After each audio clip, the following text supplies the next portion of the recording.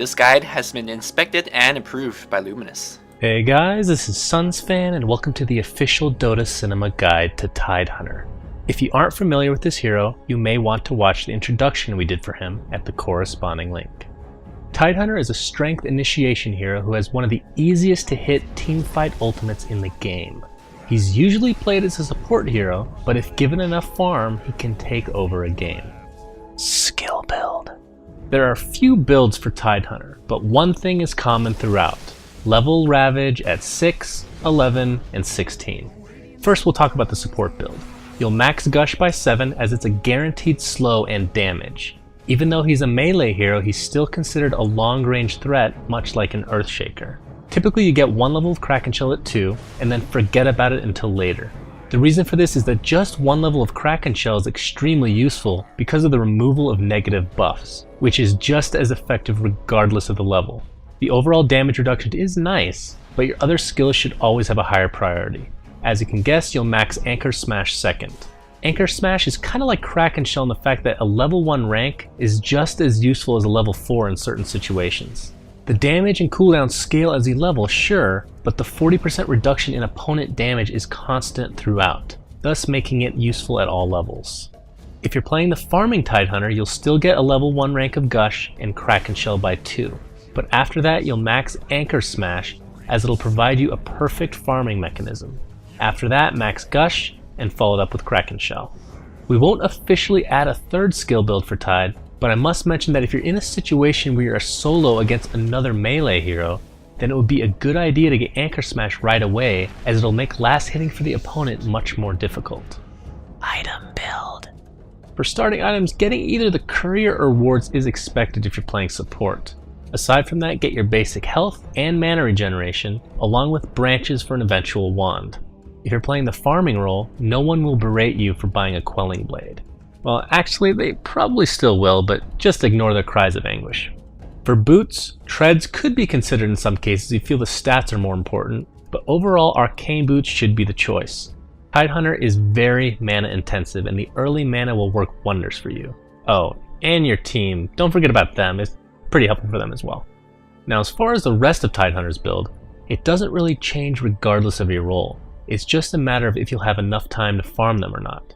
First thing on the list is a Blink Dagger. Tidehunter's Ravage is such a game-breaking spell that it would be a shame for you just to click R without positioning yourself properly. After that, a popular choice for professional players is a Pipe. It's a great all-around item for you and your team. Also keep in mind that if you're having survivability issues early, then go ahead and invest some gold on an early cloak before that Blink Dagger. Every item after this is considered complete luxury. A Scythe of Vice is an example of a late game item that should never be overlooked. Plus it gives you some much needed mana regeneration.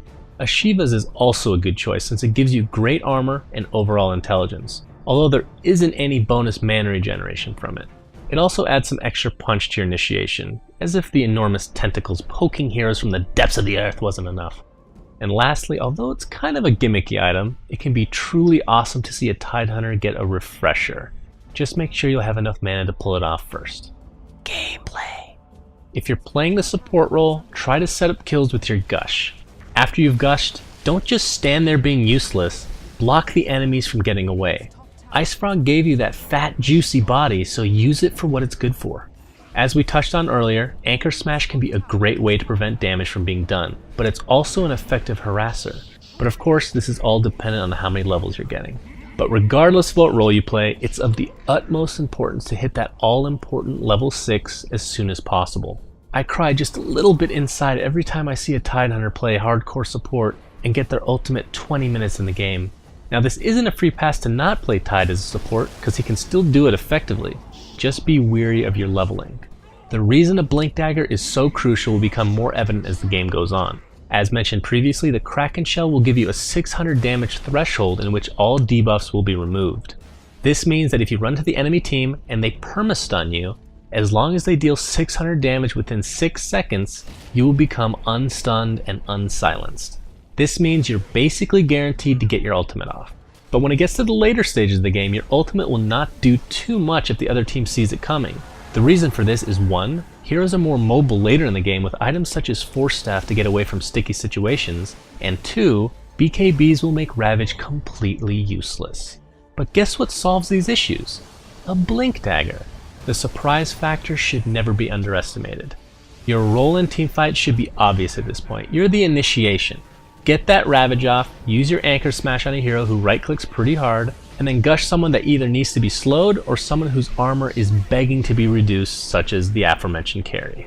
Just remember that once you have enough mana capacity, Anchor Smash should be completely spammed in fights as its cooldown is only 4 seconds. Also, the AoE is a lot larger than people give it credit for.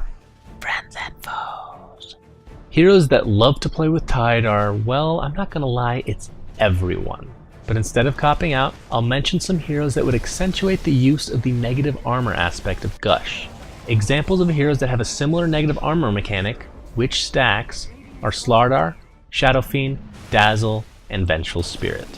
Heroes that Tide hates going against are those with mana burning capabilities and silences. Now keep in mind, if Tide is silenced and then damage enough for Kraken Shell to be activated, then of course they're not counters anymore. But regardless of that, some examples of people who silence would be Death Prophet, Puck, Silencer, among many others. Mana burners would include Anti-Mage, and just to be cute, Clockwork Goblin with his very underrated cogs. I would also consider anyone that possesses a Yules to be a counter to Tidehunter, since you can just take him out of a teamfight completely. And of course this does include the Storm Panda Cyclone as well. Oh, and I forgot to mention Kunkka as a foe. Not for any counter-related reasons, Tidehunter just hates his guts. Thanks for watching, guys, and please remember to subscribe to our YouTube. Also, a big thanks to FlawlezZ and Luminous who helped create this guide. You can check them out at their YouTube channels, which are linked in